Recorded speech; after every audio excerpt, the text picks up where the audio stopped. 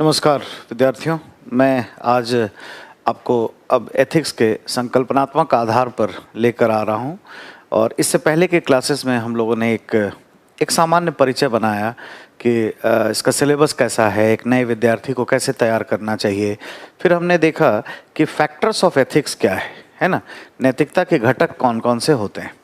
इस चैप्टर में हम लोग आज एथिक्स के सामान्य संकल्पनाओं पर बात करेंगे। एथिक्स है ना, सामान्य संकल्पना क्या है, और फिर एथिक्स और मोरालिटी के बीच के अंतर को भी हम लोग देखेंगे। तो पिछली क्लास में आपने ये समझा और आपने जाना कि एथिक्स के अंतर्गत कुछ सैद्धांतिक बातें होती हैं, कुछ सिद्धांत इसमें होते हैं, ठीक है। और इन सिद्धांतों का निर्माण सामाजिक मानक के आधार पर ही होता है, सामाजिक मानक के आधार पर ही होता है। इसका संबंध किसी व्यक्ति के आचरण में सुधार करने के लिए होता है। आचरण में सुधार इसका लक्ष्य है, ठीक है। और इसका संबंध क्या सही है और क्या गलत है, ऐसा करने से है। इन्हीं आधारों पर एथिक्स की परिभाषा हम लोग देखते हैं। और एथिक्स शब्द, जैसा कि मैंने आपको बताया था, ग्रीक टर्मिनोलॉजी इथोस या एथिका से लिया गया है, जिसका तात्पर्य जो है वो होता है प्रथा, परंपरा, कन्वेंशन इत्यादि। ये सभी इसमें शामिल होते हैं, ठीक है। हमें ये बच्चों ध्यान रखना चाहिए कि एथिक्स और मोरालिटी दोनों, ये शब्द जो है आया जरूर है ग्रीक फिलॉसफी से, लेकिन इन दोनों के बीच में अंतर देखने को मिलता है।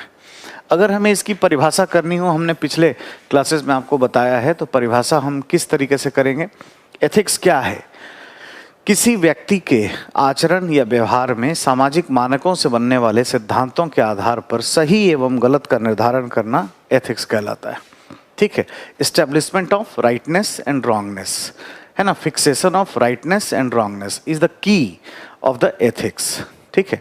किसी व्यक्ति के आचरण में सही और गलत का निर्धारण ही इसका मोस्ट इम्पॉर्टेंट पहलू होता है। ये आपको ध्यान रखना चाहिए, ठीक है। हम अभी थोड़ा एथिक्स और मोरालिटी के बीच के अंतर को देखेंगे और समझेंगे। ये जो शब्द हम यूज करते हैं एथिक्स, ये भी इथोज से आया है, और मोरालिटी ये भी मोरेस शब्द से बना है, और दोनों ही यूनान से लिया गया है। पर दोनों में कुछ अंतर है। सामान्यतः हिंदी में नैतिकता शब्द का प्रयोग किया जाता है, but we can't use both the term interchangeably, both are not the synonymous of one and another, है ना। ये दोनों एक दूसरे का समानार्थी नहीं है, एक दूसरे के नज़दीक जरूर है। ये क्या है आपको हम लोग देखेंगे, इसमें जानेंगे। एथिक्स जो है इथोज से बना है, इथोस या एथिका, ये ग्रीक टर्मिनोलॉजी है ना। इसका अर्थ जो है ये कहाँ से लिया है? यूनानी शब्दावली है, यूनानी शब्दावली। इसका अर्थ जो है रीति है ना, रिवाज, ठीक है, प्रथा,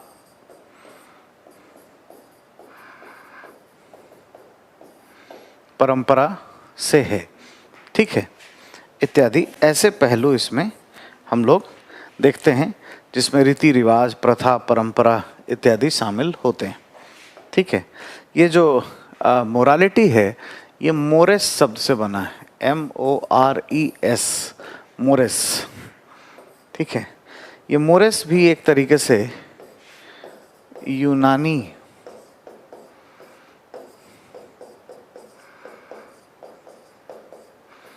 शब्दावलियों से लिया गया है, ठीक है।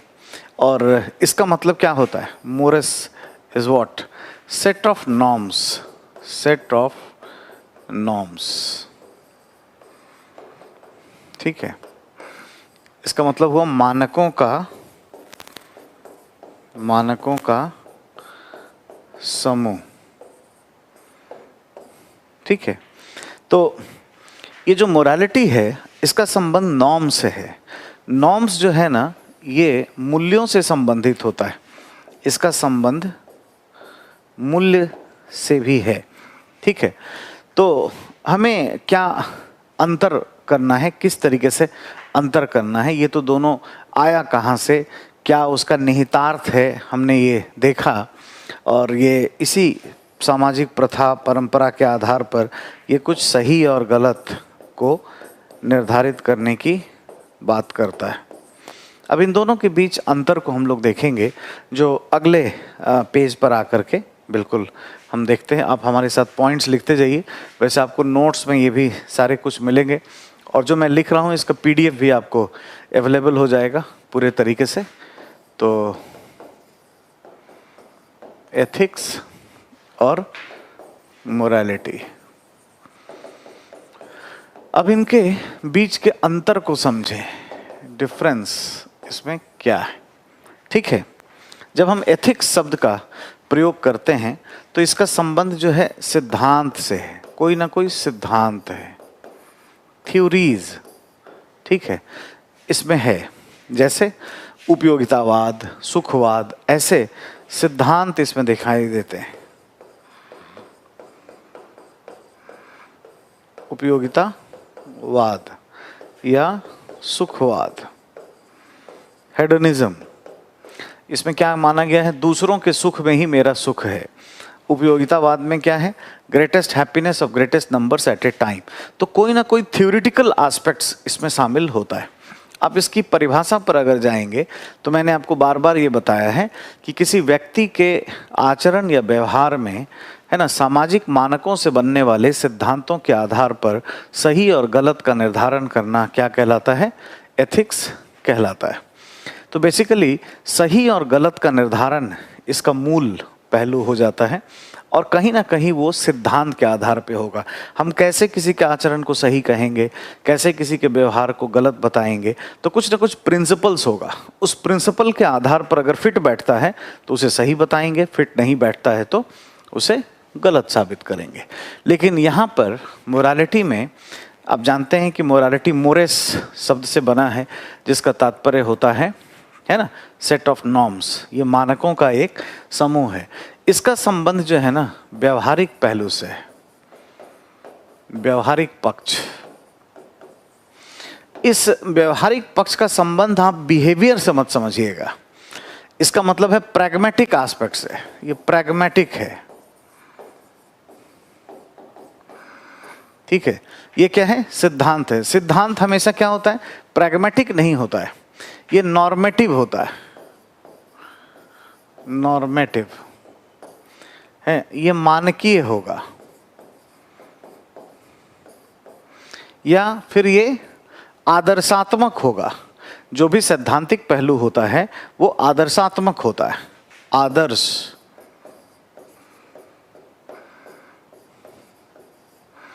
आदर्शात्मक, आइडियल, आइडियल होगा। ठीक है, ये जो है आइडियल नहीं है, मतलब कल की बात, भविष्य की बात करने वाला नहीं है। एथिक्स में हमेशा what should be, what ought to be, what would be जैसी बातें की जाएंगी।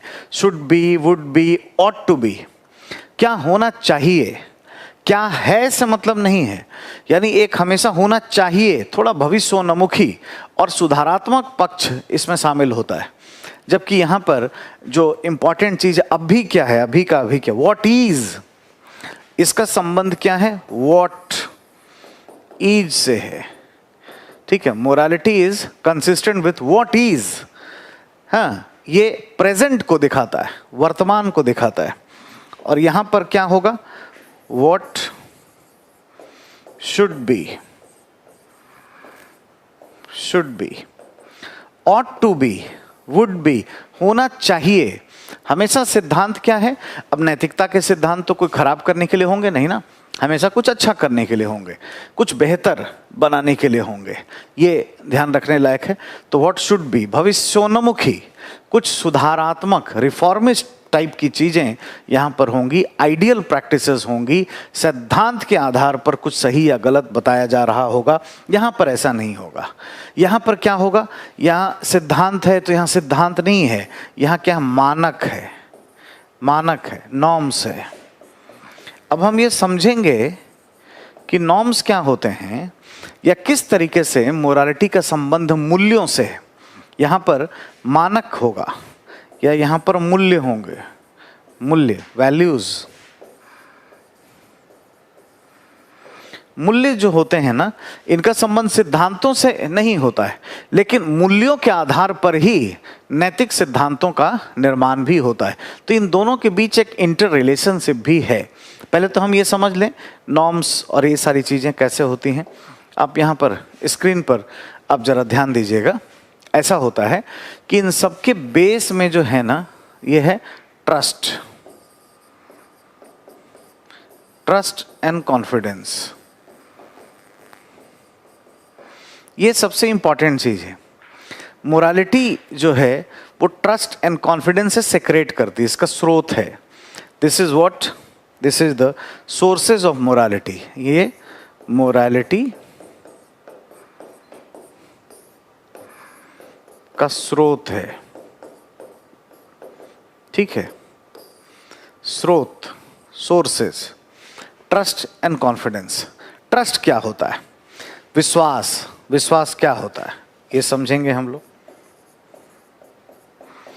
आप विश्वास करते हैं किसी पर तो इसकी परिभाषा क्या हो सकती है। जैसे मान लीजिए हम कहते हैं ये एक विश्वास है कि माँ बाप, पेरेंट्स अपने बच्चों के लिए हमेशा अच्छा करते हैं, तो ये ट्रस्ट है। तो ट्रस्ट को हम किस चीज़ के आधार पर देखेंगे, कैसे परिभाषित करेंगे। ट्रस्ट वही है, मतलब जहाँ शंका ना हो, जहाँ शंका ना हो, कोई आशंका ना हो, ठीक है, जहाँ कोई कॉन्फ्लिक्ट ना हो, जहाँ कोई दुविधा, दुविधा ना हो। ट्रस्ट वही हो सकता है, ठीक है, जहाँ दुविधा ना हो, शंका ना हो, आशंका ना हो, तो ये कहलाता है ट्रस्ट। तो जहाँ पे ये सब नहीं होगा ना, वहाँ क्या हो जाएगा, तो ट्रस्ट में हमेशा शुभता के तत्व आ जाएंगे, शुभ के तत्व, शुभता यहाँ दिखेगी, गुडनेस। गुडनेस हो जाएगा। या गॉड, बहुत लोगों का विश्वास भगवान में नहीं होता, अनीश्वरवादी लोग होते हैं, तो गॉड या गुडनेस इसमें छुपा हुआ है। मैं यहाँ लिख देता हूँ, गॉड, ईदर गॉड और गुडनेस, इसमें अंतर्निहित है, ठीक है, कुछ ना कुछ समथिंग गुड। जैसे माँ बाप को हम ईश्वर के जैसा देखते हैं, भाई हमारे वो जन्मदाता हैं, हमारे क्रिएटर हैं, तो ऐसा कहा गया है, समझाया गया कि माँ बाप ईश्वर के रूप हैं। वाकई होते भी हैं भी, तभी तो ये कोई दुविधा नहीं है, कोई शंका नहीं है कि वो हमारे लिए अच्छा करेंगे, किसी तरह का कोई पॉइंट यहाँ नहीं है। This is called trust. Trust से ही मोरालिटी उत्पन्न होती है ना। अब अगर आप सभी विद्यार्थी अगर मुझसे पढ़ रहे हो, आपके अंदर ट्रस्ट कब होगा हमारे लिए, जब नैतिकता के आधार पर कोई चीज़, किसी भी अपने कार्यक्रमों का संचालन किया जाएगा, बिना किसी हर्ष विषाद, है ना, किसी भी तरीके से बिना किसी टेंशन के कोई बात कहा जाए आपके हित में हो, तभी ऐसा ट्रस्ट हो सकता है। जहाँ आपको शंका हुई, जहाँ आप दुविधा में गए, तो ये ट्रस्ट ये चला जाएगा, ये ट्रस्ट गया तो मोरालिटी चली जाएगी। ये बहुत सारे ट्रस्ट मिल करके किसी एक चीज़ का निर्माण करते हैं, ठीक है। जिस चीज़ का निर्माण करते हैं बहुत सारे ट्रस्ट, उसको हम कहते हैं नॉर्म्स, ठीक है, ठीक। अब जो मान लीजिए एक विद्यार्थी के लिए क्या ट्रस्ट बनेगा, विद्यार्थी को हेल्दी होना चाहिए, स्वस्थ होना चाहिए, साहसी होना चाहिए, इत्यादि इत्यादि। इससे विद्यार्थी का एक मानक बनेगा कि उसे कर्तव्य का पालन करना चाहिए, उसे पढ़ना चाहिए, ठीक है। ये किसी टीचर के लिए हो सकता है, ये किसी सिविल सेवक के लिए हो सकता है। किसी शिक्षक पर ट्रस्ट कैसे बनेगा कि भाई ये व्यक्ति अच्छा होगा, है ना, ये ईमानदारी से मेहनत करके, है ना, टीचिंग एड प्रोवाइड कराएगा, अपने स्टूडेंट्स के हितों के लिए सोचेगा, ऐसा ट्रस्ट है। इसमें शंका दुविधा इत्यादि नहीं होना चाहिए। अब ये बहुत सारे ट्रस्ट जो हैं ये बन करके टीचर के लिए क्या बनेंगे? Teacher should be disciplined, teacher should be punctual, ठीक है, वो समयबद्धता उसमें होनी चाहिए, उसमें अनुशासन होना चाहिए, है ना, उसमें पॉजिटिव एटीट्यूड होना चाहिए, मोटिवेशनल इम्पल्स होना चाहिए। ऐसे क्या है? नॉर्म्स बनेंगे, मानक बनेंगे। और फिर बहुत सारे मानक मिल करके किसी एक चीज का निर्माण करते हैं, वो क्या है? वैल्यूज। तो इस तरीके से मूल्य का जो विकास होता है वो इसी क्रम में होगा। अब चूंकि सिविल सेवक के उदाहरण के रूप में एक हम लेते हैं, किसी सिविल सेवक के संदर्भ में एग्जाम्पल लेते हैं। अब मान लीजिए लोक सेवकों के प्रति हम ट्रस्ट बनाएं, तो ट्रस्ट क्या होगा? ट्रस्ट में एग्जाम्पल, मैं एक अलग कलर से इनके एग्जाम्पल्स को लिखता हूं ताकि आप समझ पाएं, ठीक है। यहां से हम उदाहरण देख रहे हैं, ठीक है। ट्रस्ट क्या है? या तो नीचे से ऊपर चलिए या ऊपर से नीचे आइए। आपके सिलेबस में जो है आप देखोगे aptitude and foundational values of civil services. अगर इस चैप्टर को आप ध्यान में रखेंगे तो आपको मूल्यों के बारे में कुछ रटना नहीं पड़ेगा। बहुत सारे मूल्य जो आप पढ़ते हो, आप सिलेबस देखने से ही पता चल जाएगा सिविल सेवा में क्या है। जैसे इंटीग्रिटी, इंटीग्रिटी ये क्या है? सत्यनिष्ठा। सत्यनिष्ठा का मूल्य किसी में होना चाहिए। फिर आप क्या देखते हैं? ऑब्जेक्टिविटी, निष्पक्षता, ये भी होना चाहिए जी, ठीक है। इम्पार्शियलिटी, भेदभावहीनता, इम्पार्शियलिटी एंड नॉन पार्टिजनशिप,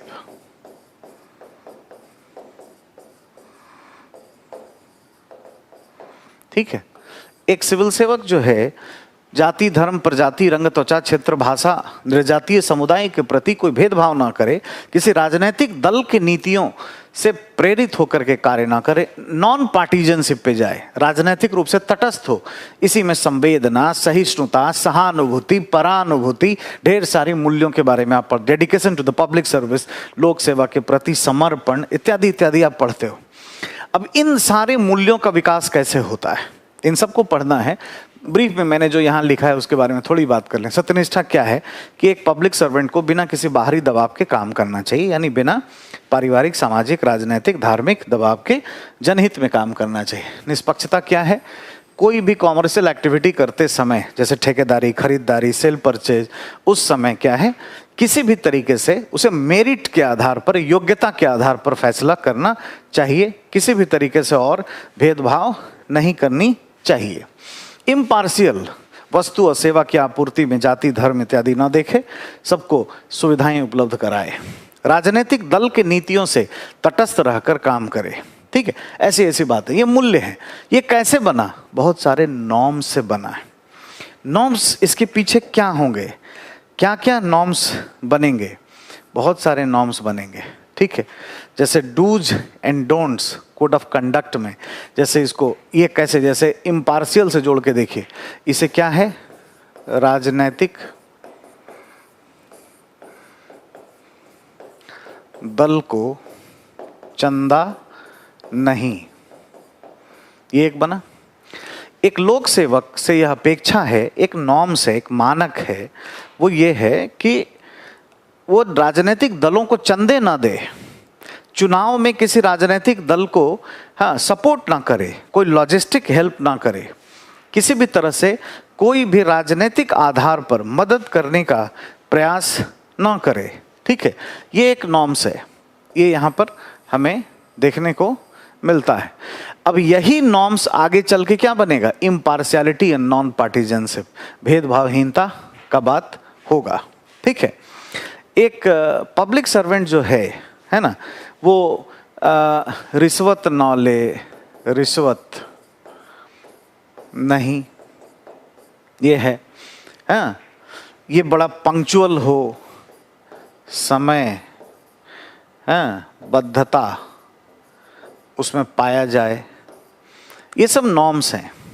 ये बड़ा डिसिप्लिन्ड हो, मेरिटोरियस हो, योग्य हो, है ना, ऐसे नॉर्म्स हैं। ये अनुशासन इसमें हो, तो यही सब चीजें मिल करके सत्यनिष्ठा और निष्पक्षता जैसी चीजों का निर्माण करते हैं। यानी कई सारे नॉर्म्स आपस में मिल करके एक लोक सेवक में मूल्यों का निर्माण करते हैं। अब ये नॉर्म्स कैसे बनेंगे? लोक सेवक समयबद्ध होना चाहिए, रिश्वत न ले, अनुशासन से काम करे, है ना, ये है। तो ट्रस्ट है। ट्रस्ट क्या है?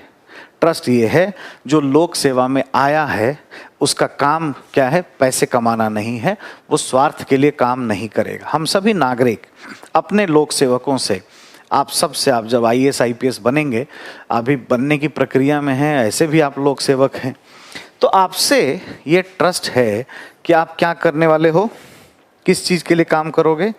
आप लोक सेवा के लिए सर्विस में आ रहे हैं, ये एक ट्रस्ट है।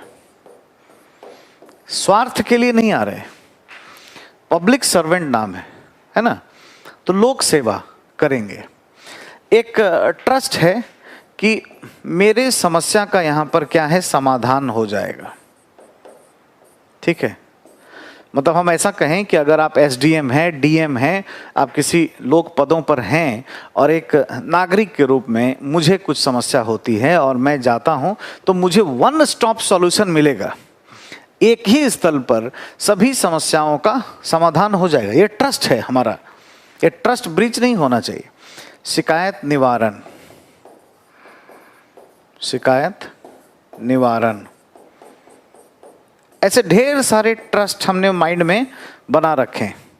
अब इसमें अगर दुविधा होगी, शंका होगी, तो चीजें बिगड़ने लगेंगी। इन्हीं ट्रस्ट से क्या बनता है? मानक बनता है, मानकीकरण हो जाता है। मानकीकरण का मतलब होता है स्टैंडर्डाइजेशन, डूज एंड डोंट्स, एक तरीके का कोड ऑफ कंडक्ट का निर्माण हो जाता है ना। जैसे मानक का संबंध क्या है? कोड ऑफ कंडक्ट से, कि हमें कैसा व्यवहार करना चाहिए। तो हमें चंदा नहीं देना है, पॉलिटिकल मास्टर के बारे में बोलना नहीं है, मोरल टर्पॉइल नहीं करना है, रिश्वत नहीं लेना है, आय से अधिक संपत्ति नहीं रखना है, हमें अनुशासित होना चाहिए, हमें, है ना, कैसा है, एक सिविल सेवक को पंक्चुअल होना चाहिए। ऐसे ढेर सारे नॉर्म्स बनेंगे। फिर इन नॉर्म्स को अगर एक्युमुलेट करेंगे, जमा करेंगे, तो कुछ मूल्य बन जाएंगे। मूल्य क्या है?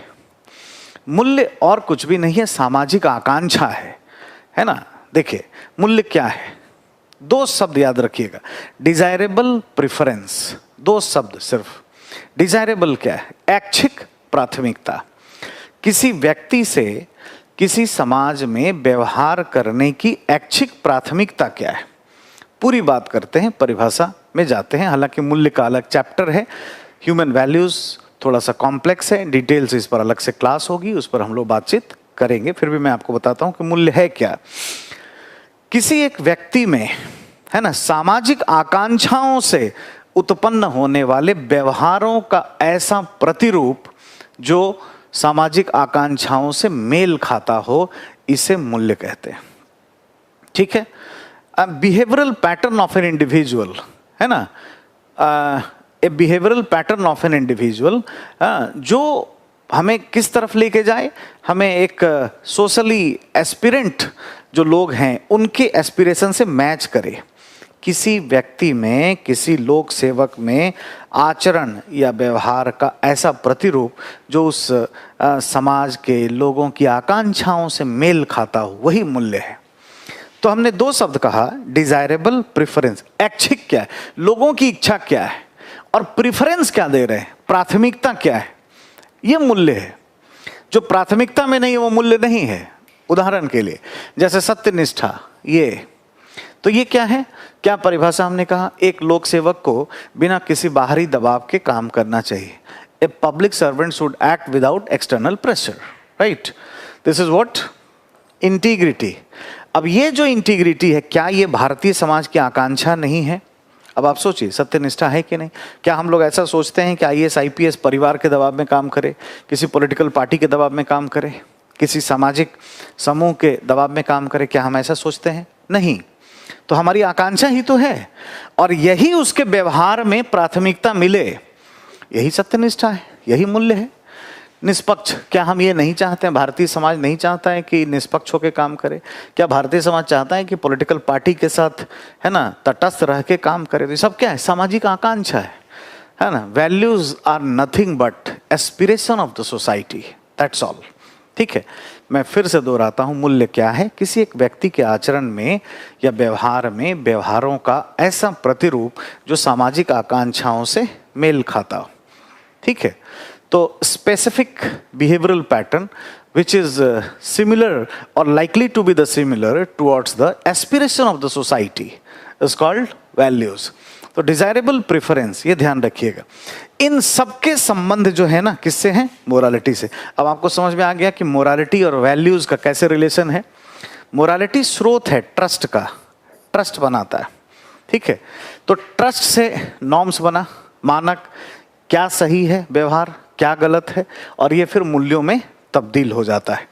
तो ये वापस आएंगे और हम लोग जानेंगे, समझेंगे कि मोरालिटी में प्रैग्मेटिक बात करते हैं, व्यवहारिक बात करते हैं, क्या होना चाहिए। जैसे हमारा जो है, हमें सुखवाद में विश्वास करना चाहिए या हमें सुखवाद के आधार पर कार्य करना चाहिए, व्हाट शुड बी। तो ये तो आगे की बात हो गई ना, थ्योरेटिकल बातें हो गई, प्रैक्टिकल नहीं हुई।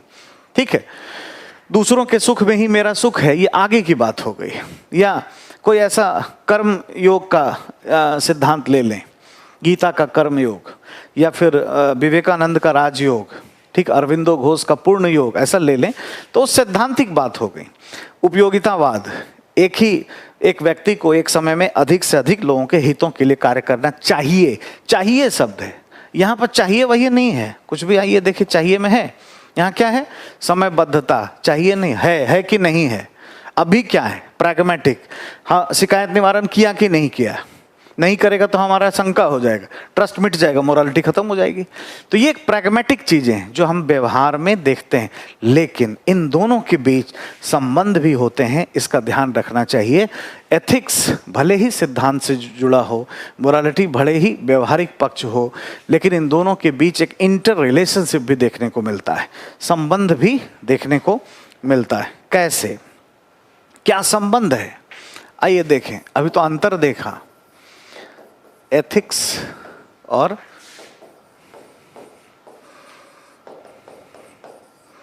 मोरालिटी, इनके बीच के संबंध क्या है? हमने एक एक चीज को आपको बताया, ये दोनों शब्द कहाँ से आया, इसका अर्थ क्या है, दोनों का रिलेशनशिप क्या है। इसका जो संबंध है ये क्या है? ट्रस्ट से,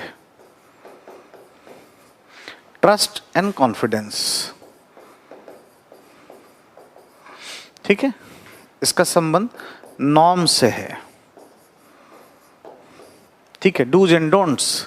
ठीक है, इसका संबंध क्या है? इसका संबंध वैल्यूज से है। आकांक्षा क्या है? क्या कोई व्यक्ति सामाजिक आकांक्षाओं के अनुरूप व्यवहार कर रहा है या नहीं कर रहा है? ठीक है, दूसरे साइड में एथिक्स का संबंध किससे है? थ्योरेटिकल एस्पेक्ट्स, थ्योरी, और इसके आधार पर ये क्या करेगा?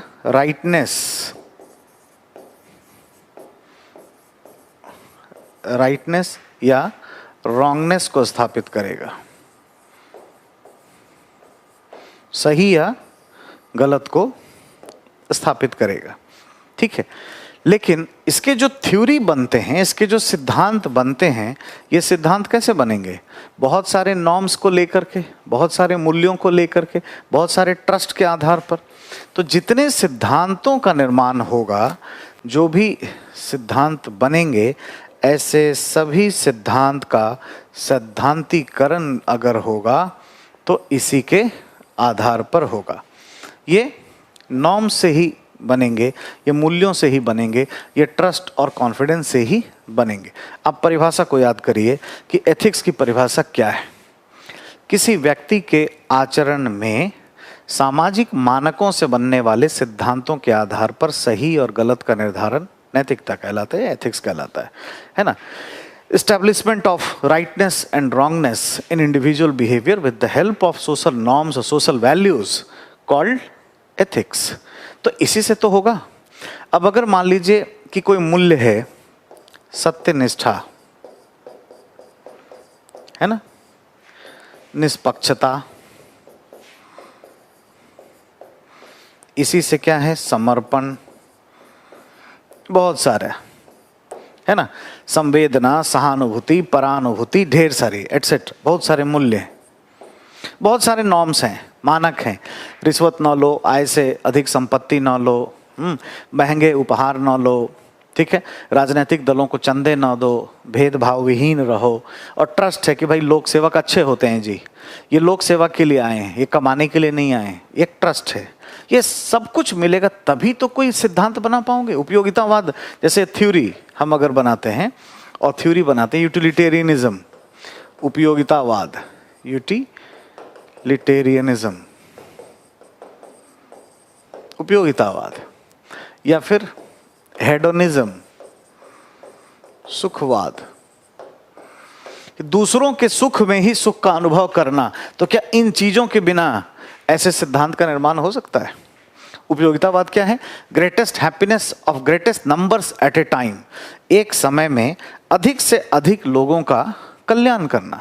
ठीक है, ये सारी बातें हम देखेंगे। तो ये कहानी है, ये ध्यान रखिएगा कि इनके बीच इंटर रिलेशनशिप है, अंतर भी है और संबंध भी है। ये हमने अंतर को स्पष्ट करने के लिए आपको बताया कि एथिक्स में और मोरालिटी में अंतर क्या है ना, और यहाँ पर हमने इनके बीच के संबंधों को भी बताया। तो इस तरीके से एथिक्स और मोरालिटी शब्द कि भले हिंदी में हम लोग नैतिकता बोलते हों, but we can't use both the term interchangeably. हम दोनों ही शब्दों को एक दूसरे के समानार्थक शब्द के रूप में प्रयोग नहीं कर सकते हैं। Ethics is likely to be similar और close to be the similar towards the morality, but there are differences between both of the terms. ठीक, इसको जरूर ध्यान में रखिएगा। कभी भी एग्जाम में आपसे पूछा जा सकता है बच्चों, एथिक्स क्या है, मोरालिटी क्या है, इन दोनों के बीच के अंतर को स्पष्ट करें, इन दोनों के बीच के संबंधों को बताएं। तो ऐसे ही उदाहरण लेकर के आप बताइएगा। और ये भी पूछा जा सकता है आपसे कि मोरालिटी किस तरीके से वैल्यू से जुड़ी हुई है, मूल्यों से इसका संबंध कैसे है। और ये यूजुअली किताबों में देखने को नहीं मिलता है और कई लोगों से मिस्टेक भी हो जाता है। जो प्रोफेशनल्स हैं, जो पढ़ते पढ़ाते भी हैं, उनसे भी मिस्टेक होता रहता है। आपको ये मिस्टेक नहीं करना है, ठीक है, ये ध्यान रहे। अब हम लोग देखेंगे कि इसका एसेंस क्या है, इसका सार तत्व क्या है। ठीक है, ये बहुत इम्पॉर्टेंट है और हमें इसके एसेंस पर बात करनी है कि नैतिकता का सार तत्व क्या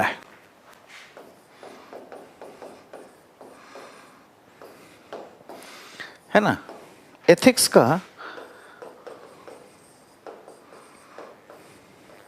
सार क्या होगा, सार क्या होता है, एसेंस क्या होता है।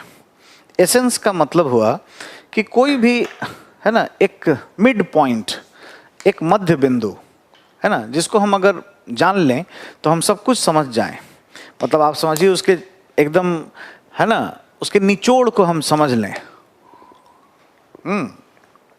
उसे हम लोग सार तत्व के रूप में जानेंगे। या ऐसा हम समझें कि हम क्या ऐसा चीज पकड़ लें, ये बड़ा जटिल टर्म है कि क्या नैतिक है, क्या अनैतिक है। तो कुछ तो हमारे अंदर होना चाहिए ना। हम क्या ऐसा चीज जान लें, समझ लें, जिसको एक मानक के आधार पे हम देख सकें, जो अगर उपलब्ध हो जाए, है ना, तो वो चीज नैतिक हो, और वो अगर उपलब्ध नहीं है तो नैतिक नहीं माना जाएगा। ऐसा क्या क्या चीज है, उसी चीज को हम लोग कहते हैं एसेंस ऑफ एथिक्स। इसका सार क्या है, ठीक है। चलिए इसके सार पे बात करते हैं। सबसे पहला एक वर्ड हमें सीखना है, वोकैब सीखना है, जो हम जानेंगे। ठीक है, एक वर्ड हम लोग यूज करते हैं, यूनिवर्सैलिटी। यूनिवर्सैलिटी, ठीक है। सार्वभौमिकता, ठीक है, सार्वभौमिकता, यूनिवर्सैलिटी। देखिए, एथिकल चीज, ethical behaviour, ethical conduct, ethical human action तब माना जाएगा जब ये कैसा होगा, यूनिवर्सल होगा। यूनिवर्सल का मतलब होता है ऐसा कोई व्यवहार जो हम सभी जगह कर पाएं, यूनिवर्सल। भाई बहन, माता पिता, पति पत्नी, प्रेमी प्रेमिका, टीचर, है सामूहिक रूप से हम कहीं पे भी, है ना, पब्लिकली हम बिहेवियर कर पाएं, हमें कुछ भी ढकना ना पड़े, कुछ भी ना करना पड़े, ठीक है। अब ये जो यूनिवर्सलिटी है इसका संबंध एक तरीके से लिबर्टी से है। लिबर्टी ये बड़ा बहुत टर्म है। लिबर्टी को हम लोग दोनों आधारों पर देखते हैं। लिबर्टी को, है ना, पॉलिटिकल आधार पर या लीगल आधार पर, स्टैट्यूटरी आधार पर और एथिकल आधार पर भी हम लोग देखते हैं। हम इसे वैधानिक या राजनैतिक आधार पर भी देखते हैं। पॉलिटिकल साइंस में, पॉलिटी में हम लोग पढ़ते हैं और लिबर्टी से संबंधित अधिकारों की बातें होती हैं, ठीक है। और लिबर्टी का एक नैतिक पक्ष भी है, नैतिक पक्ष भी है। मनुष्य का व्यवहार या आचरण यूनिवर्सल कब होगा? यूनिवर्सल का मतलब है कि इसका आचरण जो है ये खुली किताब एक तरीके से कब होगा? खुली किताब कब बनेगा, ठीक है। तो जब हम मोरली क्या है, लिबरेट हो जाएं, ठीक है। यहाँ पे हम अधिकारों की बात करते हैं लिबर्टी के संदर्भ में।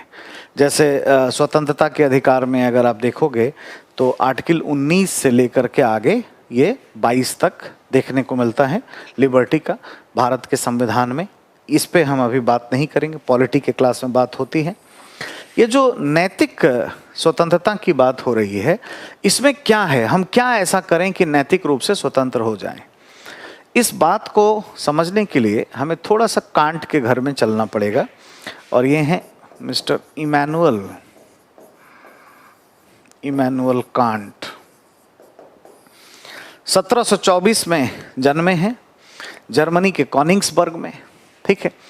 बड़ा ट्यूशन व्यूशन पढ़ा करके 11 भाई बहनों में सबसे बड़े, बड़ा मुश्किल से गरीबी इन्होंने देखा, बड़ा मैथमेटिशियन थे, बहुत ही डिसिप्लिन्ड, बहुत ही। इनको देख करके लोग घड़ियाँ मिलाते थे। 4 बजे टहलने जाते थे तो लोग घड़ी मिलाते थे, वो कांट जा रहा है इसका मतलब कि 4 बज गया होगा, भले इधर उधर हो जाए, ये कभी देर नहीं हो सकता। बड़े डिसिप्लिन्ड व्यक्ति थे। इन्होंने कुछ दिया है, इन्होंने एक कॉन्सेप्ट दिया, मोरल लिबर्टी की संकल्पना, ठीक है। हालांकि कांट अभी हम पढ़ेंगे, मैं मोरल थिंकर्स पे अभी नहीं आया हूँ, है ना। मोरल लिबर्टी, एक तो कांट ने ये कहा कि मनुष्य के पास एक और एकमात्र अधिकार है, वो लिबर्टी का ही है। और वो लिबर्टी ही क्या जो नैतिक रूप से लिबरेट ना कर दे। अब मैं आपको पहले आसान भाषा में समझाता हूँ, फिर मैं इनके कॉम्प्लेक्स चीज़ों को बताऊंगा और उसको भी आसान करूंगा। जैसे हम मोरली लिबरल कब होंगे? जब हम नैतिक हों, यानी हम सत्य पर चलें, सत्य, अहिंसा, आस्तेय, परिग्रह, ब्रह्मचर्य, ब्ला ब्ला, ऐसी चीज़ों में हम वर्चुअस हो जाएं, हम अंतरात्मा की आवाज़ पर चलें। जैसे मान लो कि कोई एक व्यक्ति अगर सच बोलता है हमेशा, तो लिबरेट हो गया ना, यूनिवर्सल बिहेवियर हो गया कि नहीं उसका। सच बोलता है तो उसे कुछ याद करने की आवश्यकता है।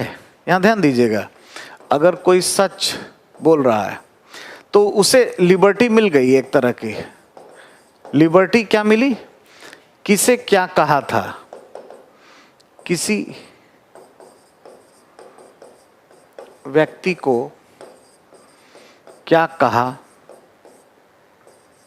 इससे उसको मुक्ति मिल गई।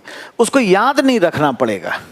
लेकिन आप ध्यान दीजिए, अगर कोई झूठ बोलता है, इसका उल्टा कर दीजिए, झूठ बोलता रहता है, असत्य पर चलता है, तो उसे याद रखना पड़ेगा कि फलां व्यक्ति को मैंने इस विषय के बारे में क्या बताया है, फलां व्यक्ति को मैंने इस विषय के बारे में क्या बताया है। तो लिबर्टी थोड़ी है, टेंशन है, स्वतंत्रता थोड़ी है, खुल के थोड़ी जी पा रहा है ना। उसको क्या बताया था, उसको क्या, तो उसका बिहेवियर कभी भी यूनिवर्सल नहीं होगा। उसका कैसा होगा, इंडिविजुअल बिहेवियर होगा, उसका बहुत डिफरेंशियल बिहेवियर होगा, विभेदीकृत व्यवहार करेगा। एक के साथ कुछ बात करेगा, दूसरे के साथ कुछ करेगा, एक के साथ कुछ बोलेगा, दूसरे के साथ कुछ बोलेगा। तो लिबर्टी नहीं है। तो लिबर्टी तो नैतिकता से आएगी। इसी एक उदाहरण से आप समझ पाओगे। अब ये कहते हैं कि मोरली नैतिक रूप से हम स्वाधीन कब होंगे? जब हम नैतिक इच्छा पर चलेंगे। और वो क्या है? वो नैतिक इच्छा की अवधारणा क्या है? ऐसी इच्छाएं जो हमारे आदर्शात्मक कर्तव्यों के लबादों में पनपती हों। ठीक है, moral will is what? Moral will is nothing but self imposed imperative duties, स्व आरोपित आदर्शात्मक कर्तव्य। जैसे एक लोक सेवक है ना, अगर मान लीजिए इच्छा करता है क्या करने के लिए? दूसरों की सेवा करने के लिए।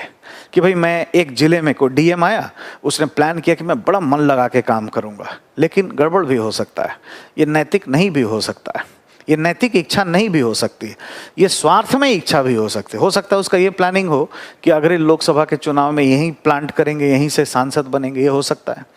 तो कुछ भी स्वार्थ रख के अगर हम सेवा भी कर रहे हैं तो ये नैतिकता नहीं है। ठीक है, लेकिन नैतिक इच्छा वो है, या नैतिक रूप से स्वाधीन होकर हम काम तभी कर सकते हैं जब हम अपने कर्म को स्व आरोपित आदर्शात्मक मूल्य युक्त चीज़ों से बांध लें। अगर वो लोक सेवक ये सोचता है या उसके अंदर ऐसी इच्छा पनपती है कि मेरा कर्तव्य है जी, और वो किसी ने कहा नहीं, स्व आरोपित है, उसने खुद किया है, तभी वो यूनिवर्सल होगा, तभी वो नैतिक होगा। तो स्व आरोपित आदर्शात्मक कर्तव्य कि मैं लोक सेवक हूँ, मेरा काम है लोगों की सेवा करना, मुझे क्या मिलेगा, कौन मुझे गाली देता है, कौन मुझे अच्छा समझता है, बुरा समझता है, मैं पुरस्कृत किया जाऊंगा या दंडित किया जाऊंगा, ये सोचे बगैर, ठीक है, स्थित प्रज्ञ के साथ होते हुए, जिसकी बुद्धि स्थिर हो, है ना, वो अगर विजडम के आधार पे उसने अपने मन से फैसला किया और आदर्शात्मक कर्तव्य बना लिया, बड़ा मन से काम कर रहा है, तो ये जो इच्छा है ना, ऐसी इच्छा को हम लोग नैतिक इच्छा कहते हैं। अब जैसे विद्यार्थी के लिए मैं पास करूंगा तब पढ़ूंगा, ऐसी इच्छा जगह कि मैं पढ़ूं लेकिन मन में है कि पास कर जाऊं, ये छोड़ करके नैतिक इच्छा क्या है? मेरा कर्तव्य है, स्व आरोपित, मैं विद्यार्थी हूं, मेरा कर्तव्य है पढ़ना, इसलिए मैं पढ़ रहा हूं। ऐसी अगर इच्छा है तो ये क्या है? मोरल विल है। ऐसी इच्छा होगी ना तो मोरल लिबर्टी जैसी चीजें उत्पन्न होंगी, अन्यथा ऐसा नहीं होगा। ठीक है, लिबर्टी के लिए, मोरल लिबर्टी के लिए कांट ने 3-4 बातें बताई हैं।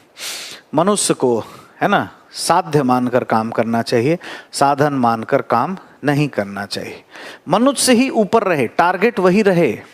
ठीक है, मनुष्य गुलाम न बन जाए। जैसे हमने विज्ञान एवं तकनीक का बहुत विकास कर लिया है ना, लेकिन जो एटम बॉम्ब हमने बनाया कभी ना कभी चलेगा, डिवास्टेटेड होगा। तो मनुष्य को साधन बना दिया, साध्य नहीं बनाया। दूसरा, यूनिवर्सल ब्रदरहुड, सार्वभौमिक बंधुत्व की अवधारणा। और तीसरा जो है वो हमें ध्यान रखना चाहिए कि हमारा बिहेवियर यूनिवर्सल होना चाहिए। बंधुत्व, सार्वभौमिकता और मनुष्य को साध्य मानकर काम करना, ये 3 चीज अगर करेंगे तभी हम नैतिक रूप से स्वतंत्र हो सकते हैं, और इसके केंद्र में नैतिक इच्छा भी होनी चाहिए। ठीक है, कुल मिलाकर के सार्वभौमिकता का मतलब ये है कि हम बिना किसी दबाव के, बिना किसी प्रेशर के, बिना किसी टेंशन के अगर वो आचरण कहीं भी कर सकते हैं तो उसे यूनिवर्सल माना जाता है, चाहे वो माता पिता के सामने ही क्यों ना हम कर रहे हों। उसी में नैतिकता होगी, यूनिवर्सलिटी में ही नैतिकता होगी। जो यूनिवर्सल बिहेवियर नहीं है वहाँ पर नैतिक नहीं होगा। ठीक है, जैसे आप किसी को पकड़ना है, एक व्यक्ति को, तो एक व्यक्ति पूरे तरीके से नैतिक या अनैतिक नहीं होता है।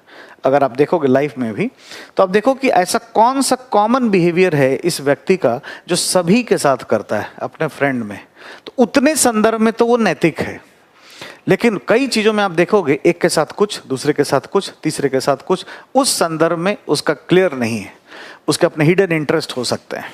ठीक है, तो संभल के रहना चाहिए। बिहेवियर को समझने में भी ये बड़ा काम आता है। तो पहला एक चीज हमने बताया, सार तत्व में वो क्या है? यूनिवर्सैलिटी। दूसरा जो महत्वपूर्ण पक्ष है एसेंस के लिए, जो हमें ध्यान में रखना चाहिए, वो है सेल्फलेसनेस।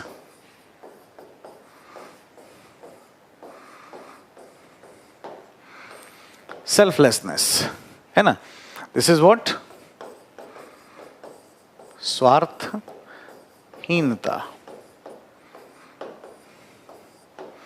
स्वार्थहीनता, सेल्फलेसनेस।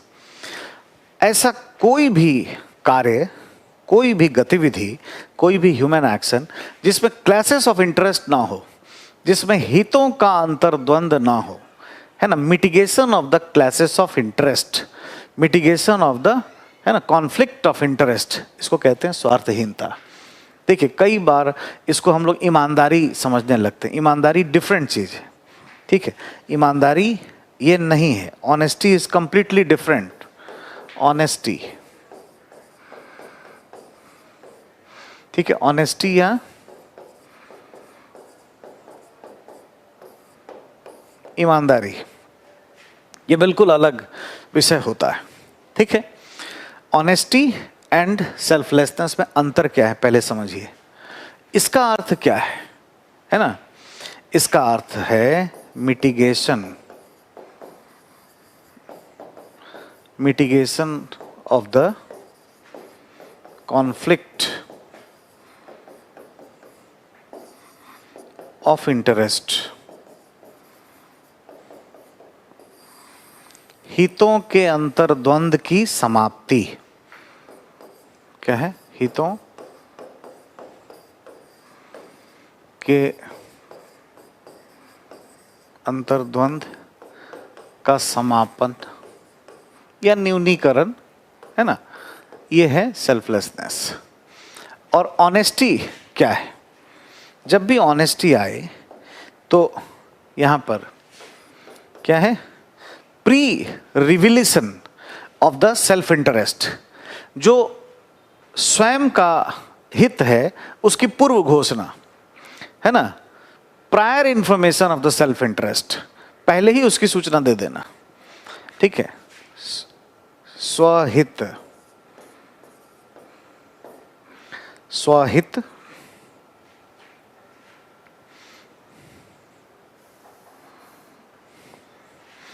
सीधे लिखे स्वार्थ, स्वार्थ की पूर्व घोषणा, ठीक है। ये दोनों दो चीजें उदाहरण से समझते हैं। ईमानदारी की बात क्या है? स्वार्थ की पूर्व घोषणा। मान लीजिए कि कोई एमवे कॉरपोरेशन का कोई भी, है ना, मार्केटिंग एजेंट या उसके पिन लेवल पे कोई अच्छा लीडर है, वो किसी प्रोडक्ट के बारे में कोई डेमो दे रहा है कि ये साबुन लीजिए, ये क्रीम लीजिए, बड़ा अच्छा है, आपका बड़ा फायदा होगा, ऐसा वैसा। आपका एंटीना पीछे से चल रहा होगा, तुम्हारा क्या फायदा है, तेरा क्या फायदा है कालिया, ऐसा आपको पता चल रहा होगा। लेकिन अगर वो व्यक्ति आने से पहले ही, अपने डेमोन्स्ट्रेशन करने से पहले ही इस बात की घोषणा कर दे, इस बात को बता दे कि साहब ये जो प्रोडक्ट है जिसके बारे में मैं बताने जा रहा हूँ, इससे पहले मैं कुछ बात बता दूँ। ये बिजनेस इस तरह का है कि अगर आप इस प्रोडक्ट को खरीदोगे तो इसका 1% 2% मुझे मिल जाएगा। तो क्या किया? अपने स्वार्थ की पूर्व घोषणा कर दिया। ऑनेस्ट है, ठीक है, पहले ही कर दिया। अब आपका जो एंटीना है ना पीछे वाला, वो शांत हो गया। और फिर वो कहे कि देखो भाई, ये अगर खरीदोगे तो मुझे 1-2% मिलेगा, लेकिन मेरे पे दया करने के लिए मत खरीदना, मैं बहुत रिच आदमी हूँ, मुझे कोई कमी नहीं है, ये मैं बताता हूँ, ये बड़ा अच्छा है, आपको ठीक लगे, आपको रैशनैलिटी से, तर्क से अगर समझ में आए तो इसको अपनाना, वरना मत अपनाना, ठीक है। इस तरह से अगर पहले ही कर दे तो आपका क्या होगा? एटीट्यूड आपका पॉजिटिव हो जाएगा उस व्यक्ति के प्रति। अब जैसे कोचिंग में ही होता है, वर्कशॉप शुरू होता है, टीचर आया बता रहा है कि ऐसे क्लास होगा, ये होगा, ऐसे पढ़ना चाहिए, वैसे पढ़ना चाहिए, बट कुछ बच्चे ये सोचते रहते हैं कि एडमिशन लेने के लिए कर रहे हैं, एडमिशन लेने के लिए, बच्चों को प्रभावित करने के लिए, एटीट्यूड चेंज करने के लिए ले रहे हैं। और टीचर आए और बोल दे कि हाँ जी एडमिशन ही लेने के लिए कर रहे हैं, ये कोई कॉमर्शियल इंस्टीट्यूट है, आपको इसके लिए यू हैव टू पे फॉर दैट, जो भी आपको टीचिंग एड यहाँ से मिलेंगी इसके लिए आपको कुछ पे करना पड़ेगा। ये कोई एनजीओ नहीं है, ये कोई सरकारी संस्था नहीं है। अगर पहले ही घोषणा कर दे, लेकिन मैं ईमानदारी से इस पे जान लगाकर आपके लिए काम करूँगा, ऐसा कहे, तो जो सामने बैठा है उसका माइंड बहुत क्लियर हो जाता है और फिर वो जो कहेगा ना उसको समझ भी पाएगा। तो यहाँ पे क्या है? यहाँ पे जिसको हम लोग कहते हैं इन्फ्लुएंस, या हम लोग परसुएशन जो कहते हैं, परसुएशन भी अच्छा तब होगा जब ऑनेस्टी से काम किया जाए। तो honesty is what? Pre revelation और prior information of the self interest, स्वार्थ की पूर्व घोषणा, ये ईमानदारी है। इस पे ध्यान रखें और हमेशा ध्यान दीजिएगा, जो भी आप कहावत सुने हो, गलत सुने हो, आप सुने हो कि honesty is the best policy, no, absolutely wrong, है ना। Honesty is the only policy, यह एकमात्र नीति है, यह सबसे बेहतर नीति नहीं है, इसी पर चलना ही चाहिए, आपके पास कोई विकल्प ही नहीं है दूसरा। अब है ये सेल्फलेसनेस, स्वार्थहीनता, कई बार लोग उसको भी यही समझ लेते हैं, नहीं, इसका संबंध क्या है, mitigation of the conflict of the interest, ठीक है। अब ये कैसे होगा, इसका भी उदाहरण जानो। मान लो कि एक कोई जिलाधिकारी है, डीएम है, और जैसे वो डीएम बना, उसके कुछ बेरोजगार भाई बंधु या मित्र ये सोच लिए कि अब हमें ठेकेदारी मिल जाएगी, अब ये व्यक्ति आ गया है ऐसा, तो कैसे काम करेगा, कैसे माना जाएगा कि वो स्वार्थहीनता पे चल रहा है।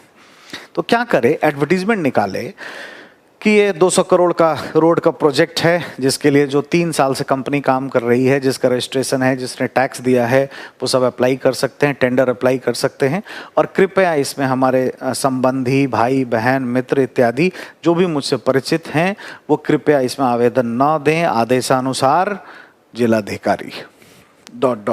मिस्टर एक्स दे दिया।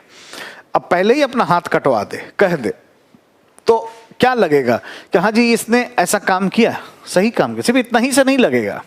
अब ठेकेदारी के लिए जो आवेदन आया, तो अगर गोपनीयता के आधार पर किसी एक्स नामक कंपनी को दे दे और वो पता चला बाद में कि उसके दूर दराज के भाई बहन की कंपनी है, तो अच्छा नहीं है, ठीक है। उसमें क्या है, कॉन्फ्लिक्ट है इंटरेस्ट का। वो क्या करेगी, एक ट्रांसपेरेंट तरीके से ले, ओपनली बताए, बोली लगाने की पद्धति से करेगी, 10 लोग आए हमारे पास, इनकी एलिजिबिलिटी ये है, ये है, ये है, ये है, हमें ये चाहिए था, इनसे सबसे ज़्यादा मैच यही करता है और हमने इसको दिया। और अगर उसमें कोई SC ST कैटेगरी का है, तो न्याय का सिद्धांत का भी ध्यान रखा, उसके बारे में एक्सप्लेनेशन बताया कि संविधान में भी ऐसा कहा गया है कि जो मुख्य धारा से पिछड़े हैं उनको अवसर मिलना चाहिए, इनके पास मेरिट भी है और ये इस कैटेगरी से आते हैं, इसलिए हमने इनको दिया। तो अगर ऐसा करता है तो माना जाएगा कि वो स्वार्थहीनता उसमें पाई जाती है, ठीक है।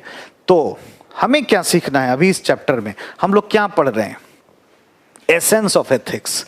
इसमें हमने देखा कि अगर हमारा बिहेवियर यूनिवर्सल होगा, सार्वभौमिक होगा, हम नैतिक रूप से स्वाधीन हो जाएंगे।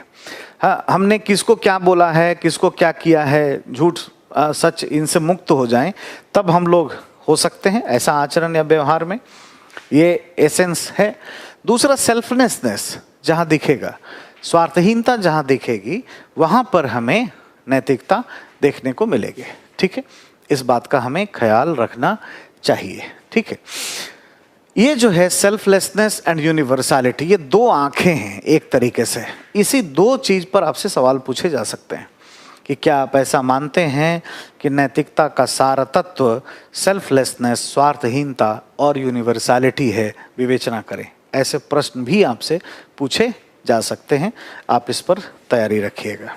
अब 2 चीज़ हमने देखा, हम लोग क्या बात कर रहे हैं, सार तत्व के बारे में। नैतिकता का सार क्या है ना। हम क्या क्या चीज़ जान जाएं तो हम ये समझ पाएंगे कि वो वहाँ पर नैतिकता पाई जाएगी। सार यही है, एक मिडिल पॉइंट को पकड़ लें। तो हमने अब तक क्या देखा बच्चों, 2 चीज़ देखा, 2 शब्द, 2 फिलॉसफी, 2 बड़ी चीज़ें हमने जानी, यूनिवर्सलिटी एंड, है ना, सेल्फलेसनेस।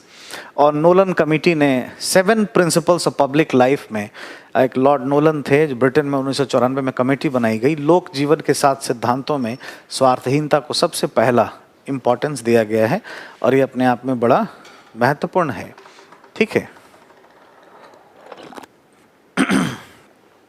अभी हम लोग इसके बारे में देखेंगे।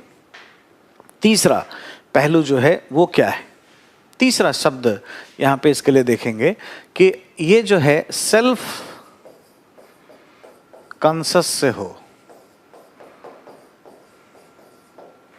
कोई भी ऐसा चीज जो सेल्फ कॉन्शियस से होगा वो क्या होगा जी, वो नैतिक होगा। कॉन्शियस क्या होता है, अंतरात्मा क्या होती है ना। अंतरात्मा एक तरह की भावना है।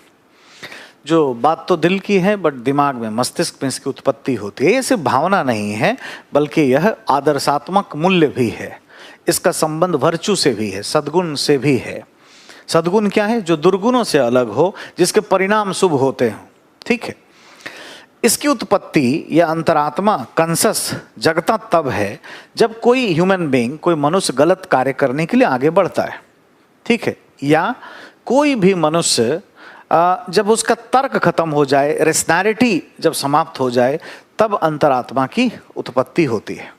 और ऐसा कोई भी व्यवहार, कोई भी आचरण जो हमें कंससनेस के द्वारा किया गया हो, हमारी अंतरात्मा की आवाज से किया गया हो, वो नैतिक होगा ही होगा। ठीक है। इस पर ढेर सारे फिलोसोफर हैं जिन्होंने बात बताया है, जैसे सोक्रेटिस, सुकरात ने कहा कि भाई ज्ञानी बनो, अंतरात्मा की आवाज से काम करो। पढ़ेंगे हम लोग इसके बारे में, बात करेंगे मोरल थिंकर्स में। इनके स्टूडेंट प्लेटो ने भी इस पे देखा, एरिस्टोटल, अरस्तु ने भी बात किया।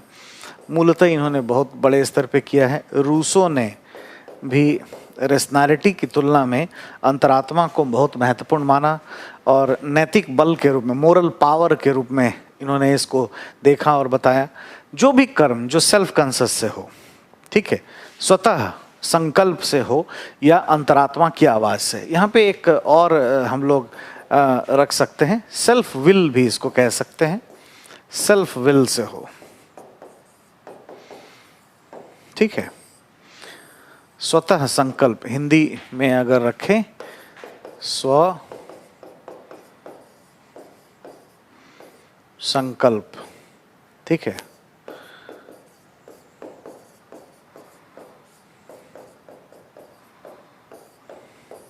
अंतरात्मा स्व ही होती है, बट ये पहचानने के लिए ये शब्द डाला गया है।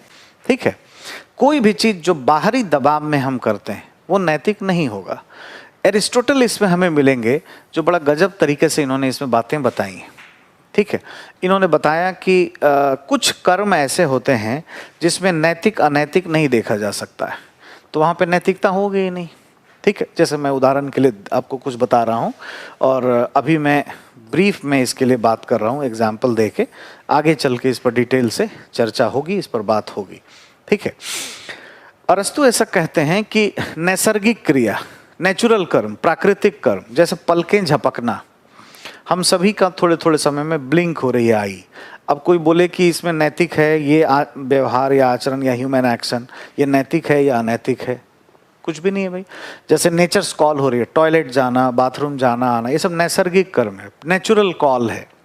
इसमें नैतिकता अनैतिकता नहीं देखी जा सकती। और ये कोई हम स्वतः संकल्प से नहीं कर रहे हैं, है ना। अगर स्वतः संकल्प से करेंगे तो नैतिक होगा, अगर किसी बाहरी दबाव में करेंगे, इमोशन के दबाव में यही सब भी करेंगे तो अनैतिक हो जाएगा। अब जैसे कोई खूबसूरत महिला को देख करके कोई अपनी आंखों की कुछ एक्टिविटीज में चेंज करता है, उसके ह्यूमन एक्शन में चेंज करता है, तो क्या है, बाहरी दबाव में है, एक प्लेजरेबल इमोशंस के दबाव में ऐसा करेगा, फिर उसको अनैतिक माना जाएगा। गेजिंग शब्द कहा गया है। तो जैसे sexual harassment at the work place, घूरना देखना, है ना, उसमें भी 2 साल का सजा है। ठीक है, उसे अनैतिक माना जाएगा। लेकिन यूं ही अगर नेचुरल प्रोसेस में है, आईज ब्लिंक हो रही है, तो नैतिक अनैतिक नहीं कह सकते। ठीक है। ऐसा ही जैसे दबाव जनित कर्म, कभी गन पॉइंट पे किसी सिविल सेवक को रिश्वत दिया जाए और दूर से वीडियो बना लिया जाए और फिर आ जाए सन्नाटे को चीरती हुई सनसनी, एक लोक सेवक जो ऐसे रिश्वत लेता है, अगर वो लोक सेवक उस रिश्वत को उसको घोषणा कर दे कि हमें दबाव से दिया गया और जाके राजकोष में जमा कर दे, तो रिश्वत लेना वहां पर अनैतिक नहीं बोला जाएगा, क्योंकि प्राण रक्षा में उसने लिया है, बाहरी दबाव में लिया है। वहां पे कोई स्वतः संकल्प जैसी चीजें हैं ही नहीं। ठीक है। इसलिए ऐसे व्यवहार में हम सही गलत नहीं देख सकते। ऐसा ही दुर्घटना जनित कर्म, आप गाड़ी लेके जा रहे हैं, अचानक से कोई बीच में आके कूद जाए, एक्सीडेंट हो जाए, डेथ हो जाए, दबाव में हुआ है, जानबूझ के नहीं मारा। ठीक है। तो ये इसमें भी नैतिक अनैतिक नहीं देखा जा सकता है। ठीक है। बाल्यकाल में अबोध जनित कर्म, कोई बच्चे के द्वारा, छोटे बच्चे जो अबोध है, इन्फेंट है, उसके द्वारा कोई ह्यूमन एक्शन होता है, उसमें भी नैतिक अनैतिक नहीं देखा जा सकता। जब मेंटल इम्बैलेंसेस हो जाते हैं, शारीरिक दुर्बलता है ना, शारीरिक दौर्बल्यता, मानसिक शैथिल्यता जैसी स्थिति हो जाए, ऐसी स्थिति में जो कर्म कोई न्यूड हो जाए, ऐसे ही मेंटल डिसऑर्डर है बाहर रोड पे, तो ऐसा नहीं कह सकते कि इसने कोई वो किया, ऐसे में कुछ नहीं होगा। नैतिक कहाँ मिलेगा?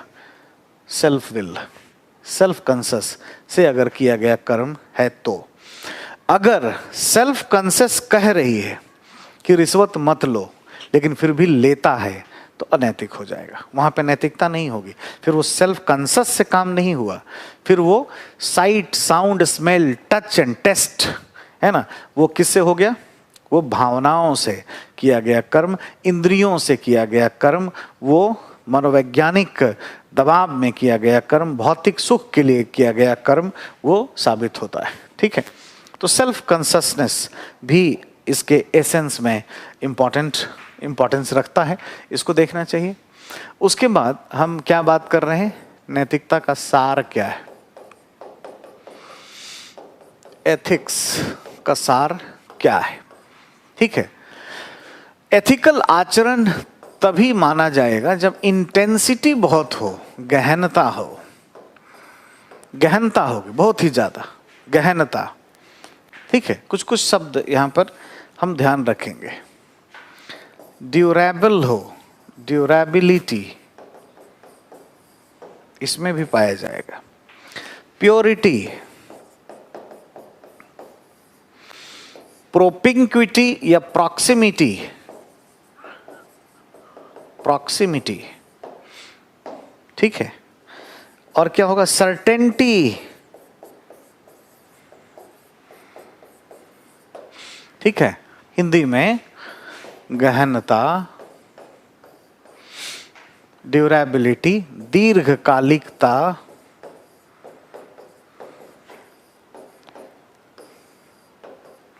ठीक है, प्योरिटी, शुद्धता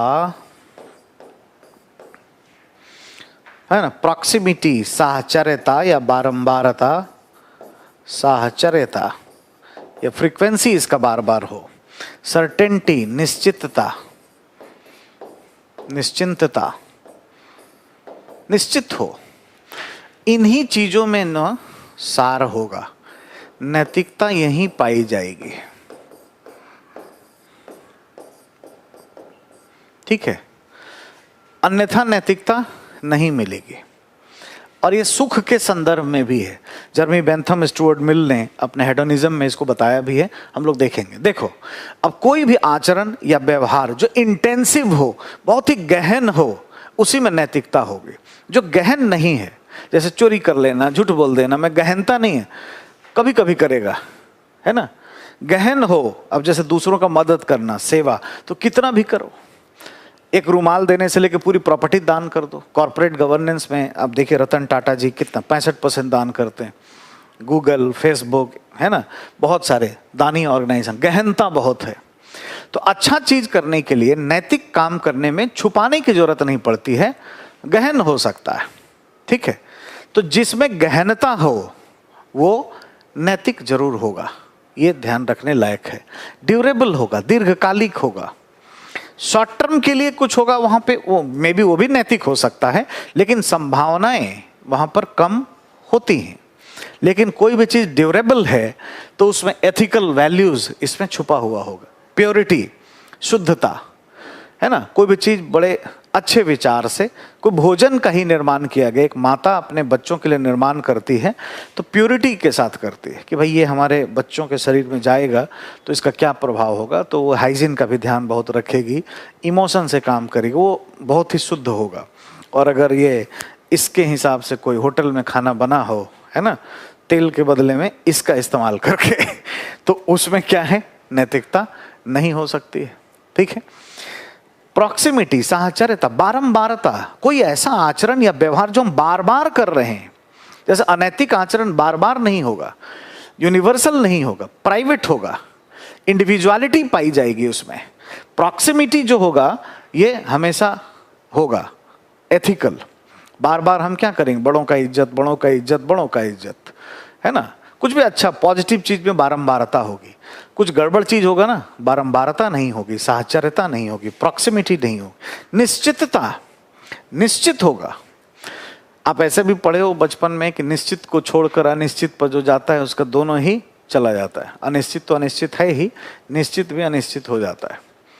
तो मान लीजिए घर का खाना, घर की गाड़ी, अपनी पत्नी, ब्ला ब्ला इत्यादि इत्यादि, ये सब क्या है? सर्टेनिटी है। यहीं से ज्यादा सुख भी मिलेगा और यहीं पर एथिकल चीजें होंगी ही होंगी। जो चीजें निश्चित नहीं है, है ना, उसमें एथिकल वैल्यूज होंगे ये कह नहीं सकते। ठीक है, तो इसलिए गहनता, दीर्घकालिकता, शुद्धता, साहचर्यता, निश्चितता, बहुत सारे ता, ये सभी क्या है? सार तत्व हैं, नैतिकता के एसेंस में आते हैं। क्या क्या हमने बात किया? सबसे पहले हमने बात किया यूनिवर्सलिटी की, है ना, सार्वभौमिकता की बात हमने की, यूनिवर्सलिटी सबसे पहले। उसके बाद हमने क्या बात की? यूनिवर्सलिटी के बाद हमने देखा सेल्फलेसनेस, स्वार्थहीनता। उसके बाद स्वतः संकल्प, स्वतः संकल्पता, ठीक है, गहनता, दीर्घकालिकता, शुद्धता, साहचर्यता, निश्चितता, ये सभी विषय अपने आप में नैतिकता के सार हैं। ये अगर प्रेजेंट हैं तो एथिकल बिहेवियर होगा ही होगा। ये प्रेजेंट नहीं है तो एथिकल बिहेवियर होगा कि नहीं होगा, इस बात की कोई गारंटी नहीं देखने को मिलती है। ठीक है, तो अब अगले क्लास में हम लोग बच्चों ये देखेंगे कि जो एथिक्स है एग्जैक्टली नैतिकता के आयाम क्या हैं, इन बातों पर बात करेंगे। तब तक के लिए खुश रहिए। धन्यवाद। Thank you.